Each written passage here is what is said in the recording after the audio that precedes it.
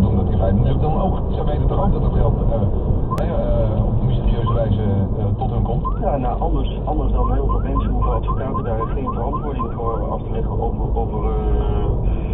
althans hoeven geen onderzoek te doen naar waar het geld van hun cliënten vandaan komt.